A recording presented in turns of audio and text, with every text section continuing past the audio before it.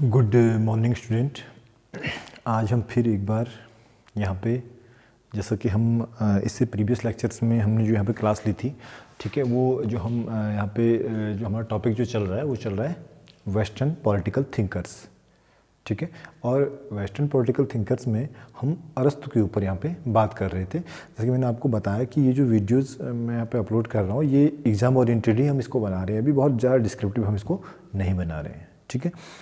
तो देखिए, अरस्तु के बारे में जो हमारा जो फर्स्ट वीडियो जो अपलोड हुआ था उसमें बहुत सारी चीज़ें मैंने आपसे डिस्कस की थी कि अरस्तु की का जो चिंतन था, अरस्तु का जो दर्शन था, वो किस प्रकार का अरस्तु का जो दर्शन है, किस प्रकार का अरस्तु का चिंतन है और एक कैसी शासन व्यवस्था की कल्पना अरस्तु ने की है और उसने शासन व्यवस्थाओं को कितने प्रकार में विभाजित किया है, किस प्रकार के शासन हो सकते हैं या एक शासन व्यवस्था का जो एक क्रम है, जो वर्तुल है, वो किस प्रकार से चलता है, ठीक है। ये हमने डिस्कस किया था और भी बहुत सारी चीज़ें हमने उसमें डिस्कस की थी, तो वो सारी चीज़ें आपको इसके फर्स्ट पार्ट में मिल जाएंगी, ठीक है। अब हम इसका जो पार्ट 2 है, मतलब जो अन्य जो इन्फॉर्मेशंस जो अरस्तु के बारे में जो हमने देनी है या जो अभी बची हुई थी, वो हम इस वीडियो में उसको डिस्कस कर रहे हैं, ठीक है। तो देखिए, मैंने यहाँ लिखा है कि अरस्तु की शिक्षण संस्था, अरस्तु की शिक्षण संस्था का नाम था लाइसियम। ये एग्जाम में पूछा जा सकता है कि अरस्तु की शिक्षण संस्था का नाम क्या था। अब मैं आपसे पूछता हूँ कि प्लेटो की, आपका क्वेश्चन है, आप कमेंट बॉक्स में जरूर इसका आंसर दीजिए। आज का ये क्वेश्चन है कि प्लेटो की जो प्लेटो ने विश्वविद्यालय जो स्थापित किया था, जो उसने शिक्षण संस्था जो स्थापित की थी, उसका नाम क्या था, ठीक है। ये आज का क्वेश्चन है। तो अरस्तु की शिक्षण संस्था का नाम क्या था? लाइसियम था, ठीक है। अरस्तु को तुलनात्मक राजनीति का पिता भी कहा जाता है, मैंने आपको बताया है, ठीक, क्योंकि अरस्तु ने लगभग 158 कंट्रीज़ में जाकर, 158 राज्यों में जाकर वहाँ की शासन व्यवस्थाओं का अध्ययन किया, वहाँ की जो शासन प्रणाली है किस प्रकार से चलती है, वहाँ की सांस्कृतिक व्यवस्थाएं, आर्थिक व्यवस्थाएं, वहाँ की राजनीतिक व्यवस्थाएं किस प्रकार संचालित होती हैं और कौन सी शासन व्यवस्था अधिक स्थायी हो सकती है। इसके लिए अरस्तु ने 158 कंट्रीज़ का क्या किया, वहाँ के जो कॉन्स्टिट्यूशन थे, वहाँ की संवैधानिक व्यवस्थाएँ थी, उनका अध्ययन किया और उसके बाद अपना क्या दिया, दर्शन दिया।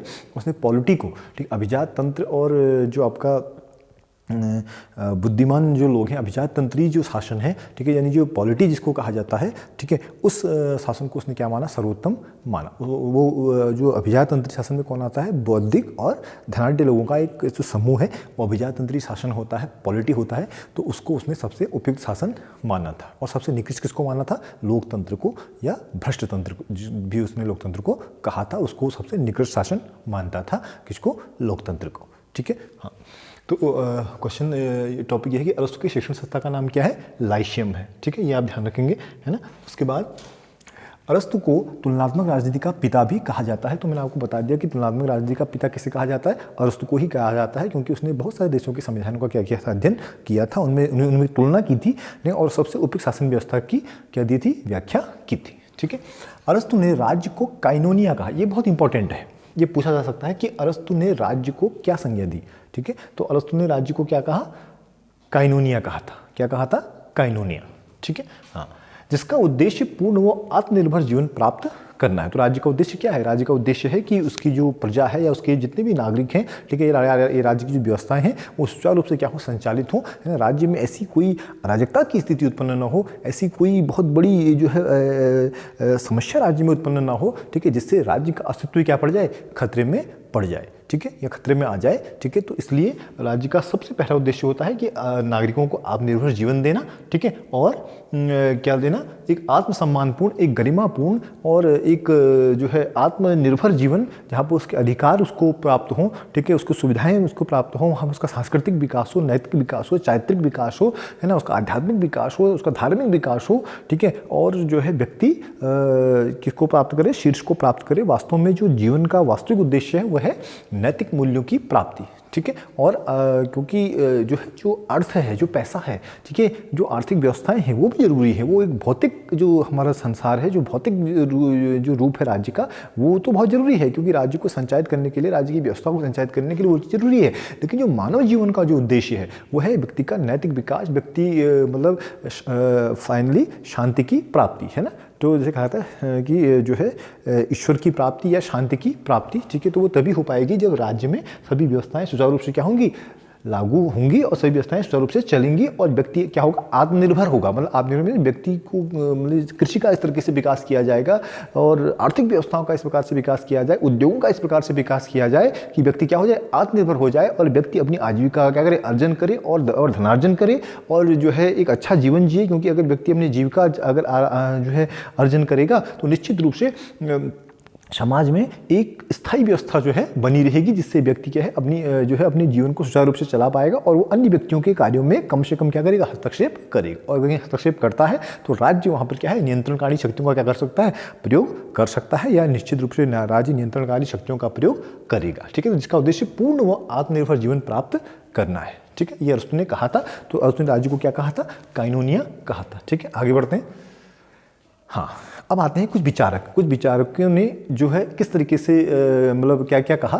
ठीक है, तो मैक्सी ने अरस्तु को सर्वप्रथम राजनीति विज्ञानी कहा। देखिए, ये पूछा जा सकता है कि अरस्तु को सर्वप्रथम राजनीति विज्ञानी किसने कहा, तो किसने कहा, मैक्सी ने कहा। ये हमको ध्यान रखना है। ठीक है, अरस्तु को सर्वप्रथम राजनीति विज्ञानी जो कहा वो किसने कहा, ये मैक्सी ने कहा। ठीक है, ये हमको ध्यान रखना है। ठीक है, हाँ। उसके बाद कैटलिन ने अरस्तु को प्रथम विश्वकोशी कहा। ठीक है, ये बहुत महत्वपूर्ण है। कैटलिन ने अरस्तु को क्या कहा, प्रथम विश्वकोशी कहा। ठीक है, तो ये आज से ये भी पूछा जा सकता है कि अरस्तु को प्रथम विश्वकोशी किस राजनीतिक विचारक ने कहा या किस विचारक के द्वारा अरस्तु को प्रथम विश्वकोशी कहा गया। तो इसका आंसर क्या है, कैटलिन। ठीक है, और किस विचारक के द्वारा अरस्तु को सर्वप्रथम राजनीति विज्ञानी कहा गया, तो राजनीति विज्ञानी किसने कहा, वास्तव में उसको राजनीति विज्ञान का पिता भी कहा जाता है अरस्तु को। ठीक है, तो ये और सर्वप्रथम राजनीति विज्ञानी भी किसने कहा, मैक्सी ने कहा, और कैटलिन ने उसको प्रथम विश्वकोशी कहा। ठीक है, अब अरस्तु के अनुसार ज्ञान के प्रकार कौन कौन से हैं। एक है सैद्धांतिक ज्ञान। सैद्धांतिक ज्ञान में जो हम पढ़ते हैं, जो हम पुस्तकों से पढ़ते हैं, जो हम जो है अपनी किसी शिक्षण संस्था में जाके जिस ज्ञान को प्राप्त करते हैं। ठीक है, तो ये या जो हम जो है धार्मिक ग्रंथों से प्राप्त करते हैं, अपने जो हमारे जो हमारी जो जितने भी जो हमारे जो ग्रंथ हैं, ठीक है, चाहे वो आपके ऐतिहासिक ग्रंथ हों, चाहे वो आपके जो है सांस्कृतिक ग्रंथ हों या आपके जो वैज्ञानिक तथ्यों का जिसमें उल्लेख है, तो इन चीज़ों को जहाँ से हम पढ़ते हैं, जहाँ से हम उसको जो है मतलब देखते हैं, जहाँ से हम उसका ज्ञानार्जन करते हैं। ठीक है, मतलब लिखित चीज़ें, ठीक है, जो पुस्तकों में लिखी गई हैं जो चीज़ें, उनको जो हम जब सीखते हैं तो उस ज्ञान को कहा जाता है सैद्धांतिक ज्ञान। क्या कहा जाता है, सैद्धांतिक ज्ञान कहा जाता है। ठीक है, फिर है उत्पादन संबंधी ज्ञान, है ना, प्रोडक्टिव नॉलेज। ठीक है, ये प्रोडक्टिव नॉलेज जैसे हमको जो है इंडस्ट्री में काम करने का जो ज्ञान है ना, इंडस्ट्री में काम करने का जो नॉलेज है, उद्योगों में काम करने का नॉलेज है, या फार्म्स में काम करने का जो नॉलेज है, या किसी अन्य फील्ड में जो है कार्य करने का जो हमको जो ज्ञान है, जो हमको जो उसकी जो है सीख है, मतलब ताकि हम उसको क्या कर सकें, कहीं पर क्या कर सकें, अपने उस ज्ञान को क्या कर सकते हैं, उपयोग में ला सकें। तो ऐसा ज्ञान क्या कहलाता है, प्रोडक्टिव नॉलेज कहलाता है, उत्पादन संबंधी ज्ञान कहलाता है। देखिए, जैसा कि होता है कोई भी चीज़ें पहले क्या होती है, थ्योरी होती है, तो थ्योरी के बाद उसका क्या होता है, जो है एक्सपेरिमेंट होता है। मतलब एक हिसाब से आप इसको पूरा प्रयोग समझ लीजिए ना। सैद्धांतिक ज्ञान मीन्स जैसे आपका गुरुत्वाकर्षण का नियम है। ठीक है, या अगर हमको सपोज हमको ये पता है कि जो हाइड्रोजन है और क्लोरीन है मिलके हाइड्रोक्लोरिक एसिड बनाते हैं। ठीक है, तो ये तो क्या हो गया, सिद्धांत हो गया, वो सैद्धांतिक ज्ञान है, मीन्स हमको पता है ऐसा होता है। ठीक है, बट हमने उसको जो है कोई प्रूव नहीं किया, हमने उसको अप्लाई नहीं किया। ठीक है, अब उत्पादन ज्ञान मीन्स अब हम जब हाइड्रोजन और क्लोरीन को मिला के हाइड्रोक्लोरिक एसिड बना देते हैं, ठीक है, तो हम उसको जब यूज़ करते हैं, प्रयोग में लाते हैं, तो वो कहलाता है उत्पादन ज्ञान, है ना। और अगला है व्यावहारिक ज्ञान। व्यावहारिक ज्ञान को प्रैक्सिस भी बोला गया। क्या बोला गया, प्रैक्सिस। और यही क्या होता है, रियल नॉलेज होता है। मीन्स हम क्या पढ़ते हैं, हमने क्या पढ़ा है, क्या समझा है और कितनी चीज़ें हमने जानी हैं। ठीक है, ये बहुत महत्वपूर्ण नहीं रखता, है ना। महत्वपूर्ण ये है कि हम उस ज्ञान का कितना अनुप्रयोग करते हैं समाज में। ठीक है, हम उसको कितना अप्लाई कर पाते हैं, हम उसको अपने कितना व्यवहार में उतार पाते हैं। जैसे अच्छी बातें तो मैं कर सकता हूँ, ठीक, कोई भी व्यक्ति अच्छी बातें कर सकता है। ठीक है, जैसे हम कह सकते हैं कि प्रत्येक व्यक्ति को सत्य बोलना चाहिए। ठीक है, तो ये तो एक सिद्धांत हो गया। ठीक है, पर कोई भी व्यक्ति सत्य का कितना अक्षरशः पालन कर रहा है अपने व्यवहार में, ठीक है, अपने दैनिक जीवन में, ठीक है, तो वो उसका क्या है, व्यावहारिक ज्ञान है। ठीक है, मीन्स जो समाज से हम चीज़ सीखते हैं या जिस चीज़ को हम समाज में अप्लाई करते हैं या हमको जो है राज्य में समाज में किस तरीके से अपना जो जीवन जीना है, एक आदर्श जीवन किस तरीके से वहाँ पर जीना है, किस तरीके से जो है राज्य के संसाधनों का प्रयोग करना है, ठीक है, और किस तरीके से अपने व्यवहार को जो है नियंत्रित करना है और किस प्रकार से हम राज्य के विकास में क्या हो सकते हैं, अपने क्या होते हैं सहायक हो सकते हैं। हमको कितना जो है हमने चीज़ें सीखी हैं, कितनी पढ़ी हैं वो मायने नहीं रखता, बट हमने कितने अच्छे तरीके से हम उसको समाज में क्या कर सकते हैं, अप्लाई कर सकते हैं, ये कहलाता है व्यावहारिक ज्ञान। ठीक है, समाज में आने वाली जो समस्याएं हैं या हमको प्रत्येक व्यक्ति, क्योंकि व्यक्ति एक जो है प्राकृतिक प्राणी है, ठीक है, तो निश्चित रूप से वो समाज का एक निश्चित रूप से भाग है। तो जब व्यक्ति समाज से को फेस करता है तो वहाँ पे वो कई चीज़ें सीखता है। ठीक है, तो समाज में अपने आप को किस प्रकार एडजस्ट कर सकता है। ठीक है, जैसे डार्विन ने कहा था सर्वाइवल ऑफ द फिटेस्ट। ठीक है, मीन्स वही जो है सर्वाइव करेगा जो क्या होगा, फिट होगा या सभी पहलुओं में क्या होगा, सही होगा या जो है अपना सक्षम होगा। ठीक है, तो वही कहलाता है व्यवहारिक ज्ञान। ठीक है, तो व्यवहारिक ज्ञान वही है कि राज्य जो है या ये नागरिक जो हैं वो किस तरीके से जो है अपने जो है जो उनका जो भी चीज़ें उनके अंदर हैं, जो भी चीज़ें उनके अंदर ज्ञान है, वो किस तरीके से उसका समाज में प्रयोग कर सकते हैं या किस तरीके से अपने ज्ञान के द्वारा समाज की वृद्धि में, राज्य की वृद्धि में या राज्य के विकास में, ठीक है, राज्य की आर्थिक, सांस्कृतिक, नैतिक, चारित्रिक विकास में किस प्रकार से अपने ज्ञान का क्या दे सकते हैं, योगदान दे सकते हैं। ठीक है, तो वो कहलाता है व्यावहारिक ज्ञान। ठीक है, आगे चलते हैं। अब है प्रमुख विचार। ठीक है, प्रमुख विचार, मनुष्य स्वभाव से राजनीतिक प्राणी है। ऐसा किसने कहा है? अरस्तु ने कहा है। ठीक है, मनुष्य स्वभाव से राजनीतिक प्राणी है ना। और प्रथम राजनीति विज्ञानी किसने कहा इसको? मैक्सिन ने कहा। ठीक है, और अरस्तु ने क्या कहा कि मनुष्य स्वभाव से एक राजनीतिक प्राणी है, अरस्तु। ठीक है, ये पूछा जा सकता है कि किस किस विचारक के अनुसार मनुष्य स्वभाव से राजनीतिक प्राणी है, किस विचारक ने कहा कि मनुष्य स्वभाव से एक राजनीतिक प्राणी है। ऐसा किसने कहा? अरस्तु ने। ठीक है, फिर है शक्तिशाली का हित ही न्याय है। ऐसा किसने कहा? थ्रेसिमेकस ने। ठीक है, और मैं आपको ये बता दूं कि थ्रेसिमेकस, ग्लाकोन, ठीक है, एडिमेंटस, ठीक है, सेफालस, ये सब कौन है? ये सब अरस्तु के और जो प्लेटो है, प्लेटो क्या करता था कि जो है किसी चौक पे चले जाया करता था कि नगर के, और वहाँ पे जो है एक बहुत सारे लोग इकट्ठा हो जाया करते थे, तो वो उनसे क्या करता था, वाद विवाद किया करता था, प्रश्न पूछा करता था और फिर किसी निष्कर्ष पे पहुँचा करता था और फिर क्या निकाला करता था, वो निष्कर्ष निकाला करता था। और मतलब तभी, और उसके बाद जो है एक जो प्लेटो की जो शैली है ये कहलाती है द्वंद्वात्मक शैली। मीन्स वाद, प्रतिवाद और संवाद। मीन्स कोई चीज़ कोई पूछना, ठीक है, फिर उसके बाद कुछ लोग उसमें जो है सुझाव देते थे या उसका जो विरोध करते थे उस विचार का। ठीक है, तो उसके बाद जो विचार निकल के आता था वो कहलाता है संवाद। ठीक है, तो ऐसा प्लेटो किया करता था। तो उसी के जो पात्र हैं वो हैं जो है आपका थ्रेसिमेकस, ग्लाकोन, एडिमेंटस, सेफालस, ये सब किसके हैं? प्लेटो के जो पात्र हैं। तो क्योंकि जो अरस्तु है प्लेटो का शिष्य था। ठीक है, तो थ्रेसिमेकस क्या कहता है जब प्लेटो उनसे पूछता है, ठीक है, थ्रेसिमेकस से कि न्याय क्या है। ठीक है, तो थ्रेसिमेकस का जवाब क्या होता है? शक्तिशाली का हित ही न्याय है। शक्तिशाली का हित ही न्याय है। ठीक है, वास्तव में ये चीज़ हमको समाज में देखने को भी मिलती है, क्योंकि जो व्यक्ति समाज में शक्ति संपन्न है, ठीक है, धनाढ़ है, इसके पास पावर्स है, ठीक है, अधिकतर जो व्यवस्थाएं हैं, ठीक है, वो उसी के अनुसार क्या करती हैं, चलती हैं। मतलब अगर कोई व्यक्ति अगर बहुत पावरफुल है, ठीक है, बहुत शक्ति संपन्न है, बहुत अगर जो है धनाढ़ है, तो वो समाज में ये चीज़ देखने को मिलती है अपवाद स्वरूप कि जो है वो व्यक्ति क्या करता है, जो कानूनी व्यवस्थाओं को या क्या कहते हैं जो सामाजिक व्यवस्थाओं को अपने अनुसार नियंत्रित करने का क्या करता है, प्रयास करता है। ठीक है, जैसा कि आप इसको जानते हैं ना। तो इसीलिए वही जवाब थ्रेसिमेकस ने दिया जब प्लेटो ने पूछा कि न्याय क्या है, तो शक्तिशाली का हित ही न्याय है। मीन्स अगर आप शक्तिशाली हैं, तो अगर आप जो है दोषी भी हैं, तो जो है न्याय आपके पक्ष में ही होगा। मीन्स आपको जो है निर्दोष साबित कर दिया जा सकता है किसमें, समाज में, ठीक है, या राज्य में। तो ऐसा किसने कहा? थ्रेसिमेकस ने कहा। वास्तव में बहुत अच्छी उक्ति जो कई अक्सर को कई परिप्रेक्ष्य में देखते हैं कि राजनीतिक परिप्रेक्ष्य में देखें, ठीक है, तो वास्तव में ये चीज़ हमको कई जगह ऐसी देखने को मिलती है ना। समाज में भी ये चीज़ देखने को मिलती है कि शक्तिशाली का हित ही क्या है, न्याय है। और जो गरीब तबके के लोग हैं, जो अक्षम लोग हैं, है ना, वास्तव में उनकी बातों को और उनके अधिकारों को क्या होता है, हनन होता है, और उनको उनकी बातें ही नहीं सुनी जाती है, उनको उनके अधिकारों से वंचित कर दिया जाता है। ठीक है, तो ऐसा किसने कहा था?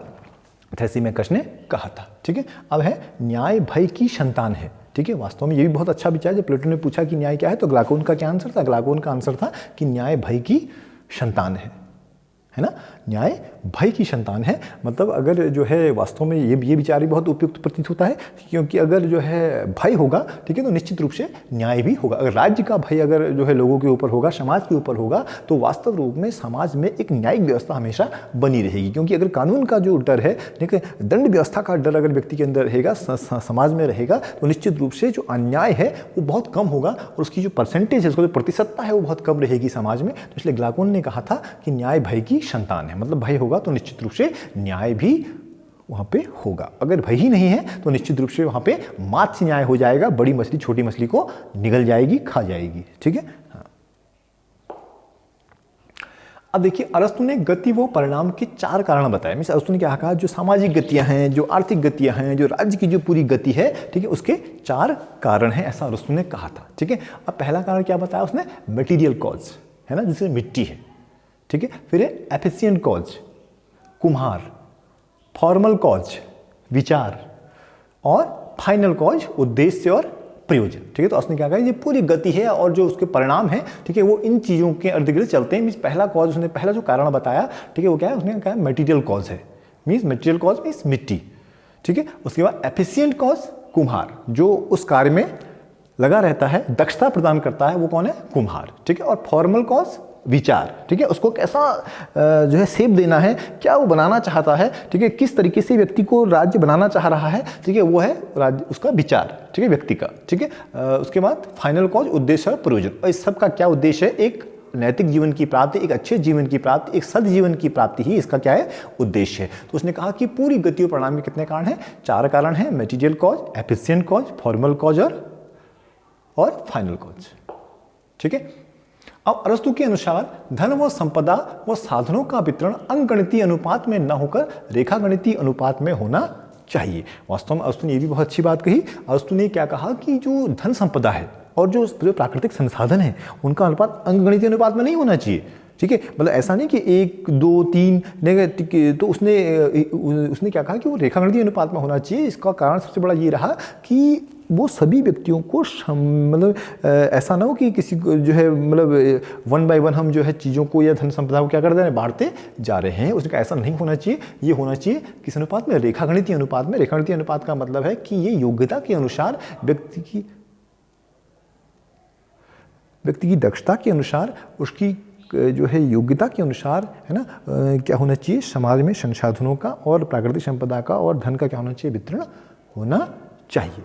ठीक है। तो ये अरस्तु ने ये बहुत महत्वपूर्ण जो है लाइन है कि अरस्तु ने कहा था कि जो संसाधनों का और धन संपदा का जो वितरण है वो किसके अनुसार नहीं होना चाहिए, वो आपका अंगगणितीय अनुपात में ना होकर रेखागणितीय अनुपात में होना चाहिए। रेखागणितीय अनुपात में होना चाहिए कहने का जो मुख्य वक्तव्य है, उसके पीछे कारण ये है कि जो है वो योग्यता के अनुसार, वो उसके कौशल के अनुसार, वो उसकी स्किल्स के अनुसार, उसके टैलेंट के अनुसार कि क्या होना चाहिए, साधनों का वितरण होना चाहिए। और उसी हिसाब से उसको क्या करना चाहिए, धन संपदा और क्या मिलनी चाहिए, साधन मिलने चाहिए। मतलब ऐसा नहीं कि अब किसी व्यक्ति के अंदर अगर तर्क शक्ति की बहुत प्रधानता है, ठीक है, तो उसको मतलब हम कोई जो है सैन्य कार्यों में नहीं लगा सकते। ठीक है। तो उसको हम राज्य के जो उच्चतर जो कार्य हैं, राज्य के जो न्यायिक संबंधी कार्य हैं, या राज्य के जो आर्थिक मामलों के जो कार्य हैं, विदेशी मामलों के जो मामले हैं, उन मामलों में उस व्यक्ति को लगा सकते हैं, या उसको शासन की जो वास्तविक बागडोर उसको दी जा सकती है।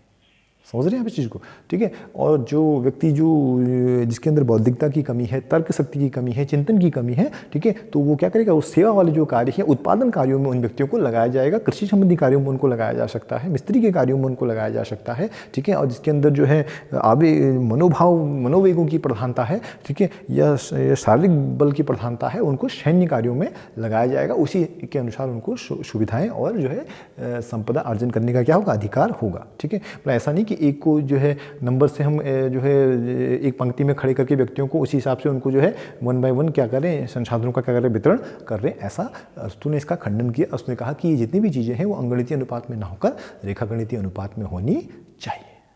ठीक है। तो आज के वीडियो में इतना ही।